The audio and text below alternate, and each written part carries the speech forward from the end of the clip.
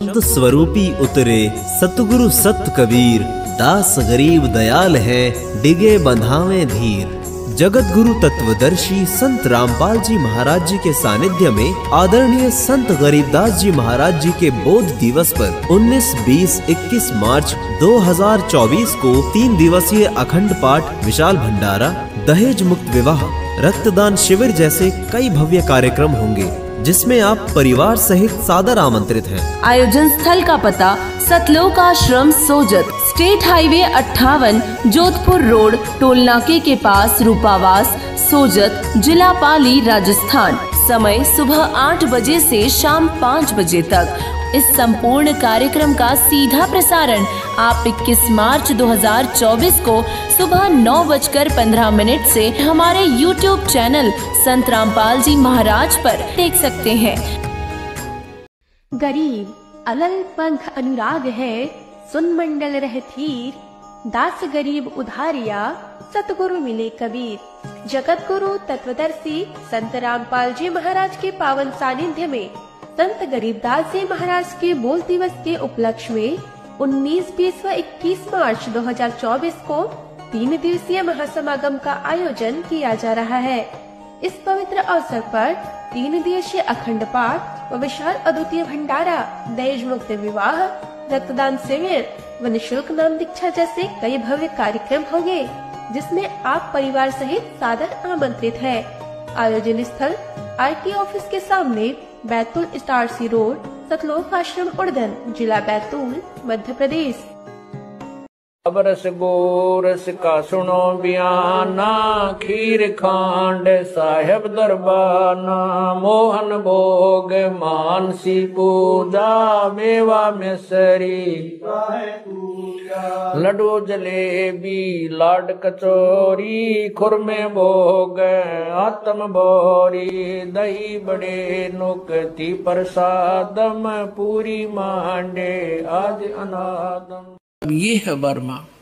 कहते संवत 1775 हुई, ता दिन प्रेम प्रगटे जग सोई। संवत 1774 में गरीबदास जी का जन्म हुआ था। संवत 1774 वैसाख में, यहाँ गलती से 75 लिखा गया है। गरीबदास साहिब जी का जन्म गांव चुडानी, जिला जज्जर, हरियाणा के अंदर उनका जन्म संवत 1774 में हुआ था। ये गलती से 75 प्रिंट है, तो यहाँ कहा है कि संवत 1774 जब आवेगा तो जग में प्रेम प्रकट होगा, यानी वो मेरी महिमा की कुछ वाणी, मेरा ज्ञान पुण्य बतावेगा। परमात्मा ने पता था कि जब काल के दूत कबीर पंथ में घुसेंगे तो मेरी वाणी में भी गड़बड़ करेंगे। वह कबीर पंथ में मैं काफी कबीर सागर में फेर बदल कर रखे अपने हिसाब से। गरीबदास साहिब जी की वाणी आपको दास ने सुनाई थी कि असंग जन्म तन मरत्या होगे,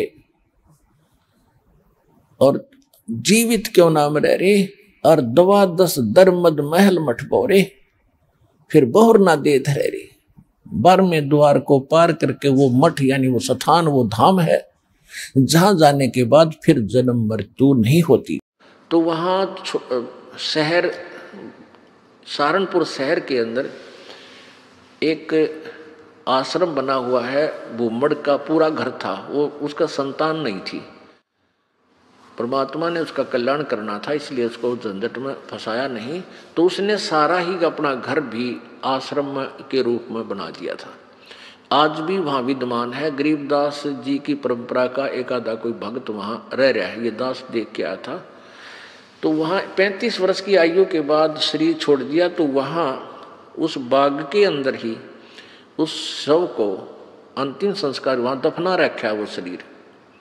तो अब क्या हुआ, जब शरीर छोड़ दिया गरीबदास जी ने, यानी शरीर त्याग दिया वहाँ पे, तो वहाँ काफी भक्त शेष हो गए थे। तो उन्होंने सोचा भी छुड़ानी वाले जो इनके वंशज हैं, गरीबदास जी के बच्चे हैं, संतान है, उनसे पता करके आओ कि महाराज जी के शरीर को यहाँ लावा या वहीं अंतिम संस्कार कर दे। 2 घोड़ों पर 2 व्यक्ति सहारनपुर से चले, छुड़ानी आए, तो उनसे कहा कि भाई ऐसे ऐसे गुरुजी ने शरीर त्याग दिया है, महाराज गरीबदास जी ने, यानी आपके दादा ने, दादा ने, पिताजी ने, जैसे भी उनके नेक थे, तो सहारनपुर में, और आप बताओ क्या करना है उनको, यहाँ कहो तो यहाँ लाएं कोई बैलगाड़ी में डाल के, और या ये कहो कि वहीं अंतिम संस्कार कर दें, तो वो आप साथ चलो हमारे, उनका अंतिम संस्कार कर देते हैं।